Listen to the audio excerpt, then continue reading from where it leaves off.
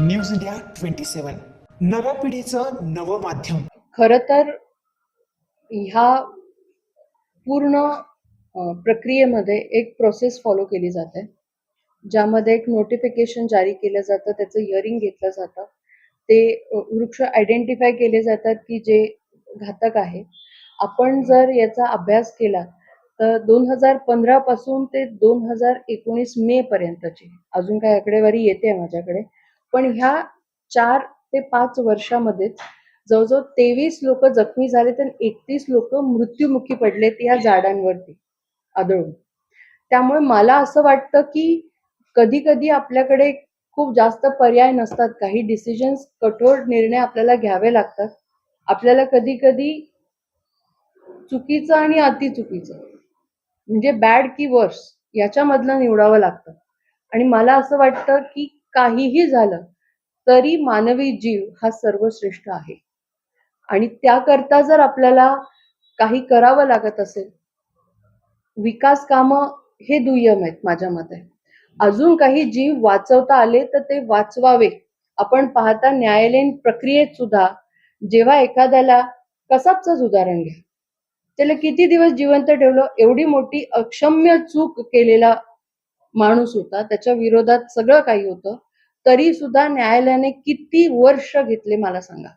आणि हे करत असताना प्रत्येक आपले पोलीस वर्ग असतील किंवा न्यायालयीन प्रक्रिया असेल तिथे आपल्याला सांगण्यात येतं, डॉक्टरांनाही शपथ दिली जाते की आपल्याला जीव वाचवायचे आहे. मग माझं एकदम सोपं म्हणणं आहे की ज्या परिवारांनी आपल्या ह्या कुटुंबातील सदस्यांचे जीव गमावले त्यांच्याकडे कुणी पाहतंय की नाही, त्यांना कुणी विचारलंय की नाही, आणि जर त्यांची वस्तुस्थिती अवस्था तुम्ही बघितली तर हे फक्त 4च वर्षांचा डेटा आहे की 31 लोक मृत्युमुखी पडलेत, काही जण अपंग झालेले, त्यांच्या पुढच्या जीवनाबद्दल कुणी विचार करत नाही. त्याच पद्धतीने रोज ही जी वृक्ष आहेत, आपण म्हणतच नाहीये की वृक्षतोड झाली पाहिजे. पर्यावरण प्रेमी आम्ही देखील आहोत, आम्ही पण नाशिककर आहोत आणि नक्कीच एक हरित कुंभ, हरित नाशिक आपल्याला घडवायचंय, या विचारांचे आम्ही आहोत. पण हे करत असताना आपली जी लोकसंख्या आहे ती किती वाढली आहे. 5 वर्ष जर असा डेटा आपल्या समोर येत असेल, गेल्या 12 वर्षापासून ही जी झाडं होती ती काढली नव्हती आणि त्यावरती झालेले सातत्याने जर अपघाताचा आपण संख्या पाहिली तर ती वाढत चालली आहे.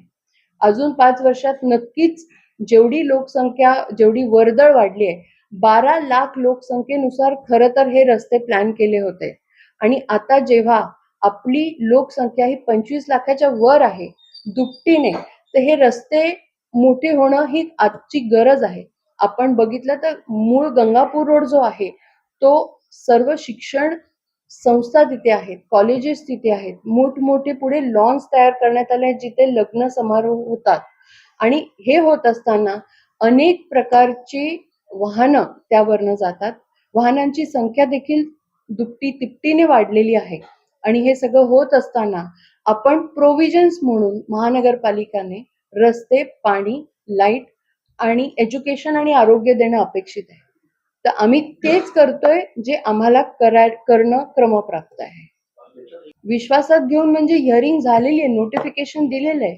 जर 17 फेब्रुवारीला नोटिफिकेशन निघालेलं आहे, त्याच्यानंतर हिअरिंगची प्रक्रिया झाल्या, अजून कुठल्या प्रकारे विश्वासात घेणं अपेक्षित आहे.